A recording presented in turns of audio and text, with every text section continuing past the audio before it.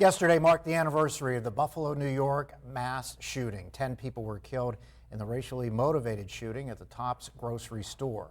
3 others, including the shooter, were wounded. And to mark the anniversary of the shooting, President Joe Biden wrote an op-ed in USA Today saying he's doing everything he can to curb gun violence, but he's turning to Congress to do more. Our Washington, D.C. correspondent Rachel Knapp is joining us live tonight from the U.S. Capitol with more details. Rachel, good evening. Good evening, Mike and Eva. So in this op-ed, President Biden talked about how he and the First Lady have spent a lot of time with families who have, whose lives have been changed following some of these shootings, like the ones in Buffalo, New York, and the elementary school in Uvalde, Texas.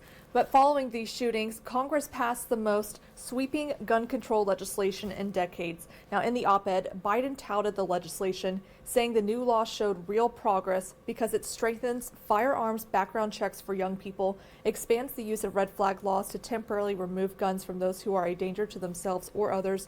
He also says the bill helps prevent domestic abusers from buying guns, and the bill also makes investments in mental health. Biden says the enhanced background checks have already stopped more than 160 guns from getting into potentially dangerous hands, according to data from the Justice Department. But he says in the year after the Buffalo tragedy, we need to do more. According to the Gun Violence Archive, an organization that tracks shootings, the U.S. has experienced nearly 650 mass shootings last year. The president says he is doing everything that he can to reduce gun violence, but his power is not absolute.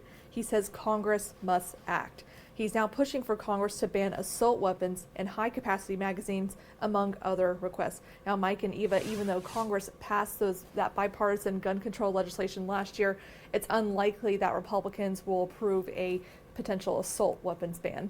Back to you.